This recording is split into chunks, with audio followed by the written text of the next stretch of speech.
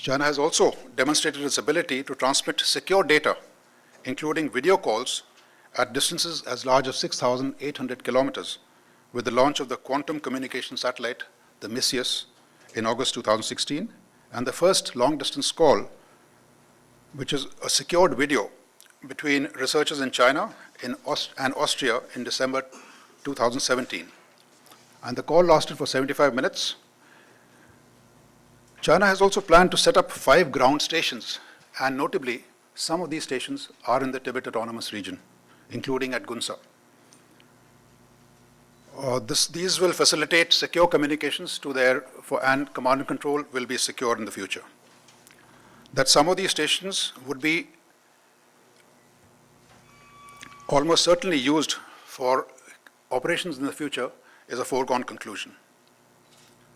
However, we also need to remember that for every capability that is developed, there is always a vulnerability. And these various satellites, that are the quantum communication satellites, also have a vulnerability that could be exploited in the future.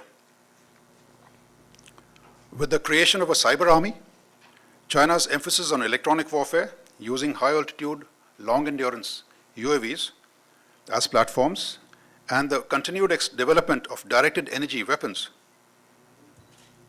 the concept of operations that China is likely to adopt in a future military engagement would be to try and control the electromagnetic spectrum before the fighting breaks out. This would include an attempt to degrade / neutralize enemies' command and control structures through cyber attacks as part of information operations, and carry out jamming of communication and radar systems and GPS satellites of the adversary. Protection of own assets would be an integral part of such operations. China is focusing on information, cyber, space, and counter-space operations. With its developments in space, where it has already launched its manned missions into space as early as 2003, and is planning on a space station to be launched in 2022, China has been closing the technological gap with the United States. Training of PLAF pilots, which had been considered a weak area, is gradually being overcome through greater interaction with the Pakistan Air Force, and in 2010 with the Turkish Air Force when they flew during the Anatolian Eagle exercise. Of course, at that time, their performance was rated as below average, but this has been, they are making amends and trying to institute a concept of red sword, blue sword exercises, much on the lines of the red flag exercises that are conducted by the US Air Force. The emphasis during these exercises is on electronic warfare and on large force engagements, and they have all elements, whether it's for transport aircraft, support aircraft, combat support aircraft like the AWACS, and the flight refueling aircraft are all inducted into these large force engagement exercises.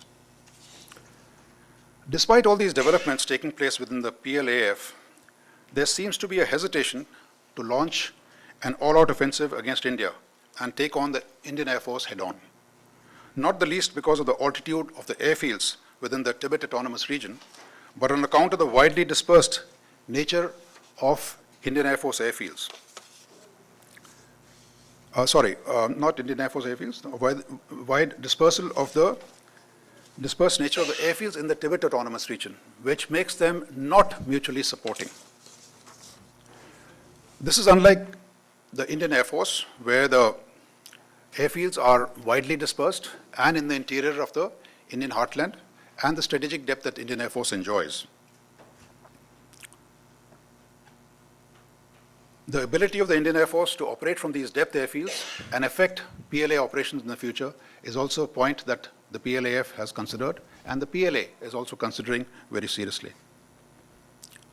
Of course, the performance of the Indian Air Force during exercise Gagan Shakti, where more than 11,000 sorties were flown, and the long-range strike missions that were flown by the Indian Air Force with air-to-air refueling, spanning the country, attacking targets in the western seaboard, and then recovering in airfields in the southern part of the nation, have been taken note, and China has admitted that such performance was considered the preserve of air forces like the USAF. This, of course, was grudgingly admitted in the various media reports that we have seen. Or did it show a modicum of awe and respect for the capabilities of the Indian Air Force? I will leave that for you to judge. This hurdle of operating from airfields in Tibet Autonomous Region appears to have been crossed to a limited extent with the induction of multi-role combat aircraft like the Su-27 and the Su-30 and all their variants, that is the J-11, J-15, the J-16, etc., and also the limited air-to-air refueling capability. However, with the planned build-up of the Y-20 large transport aircraft for the air-to-air refueling role, the PLAF could operate from airfields in Yunnan in southwestern China in the future.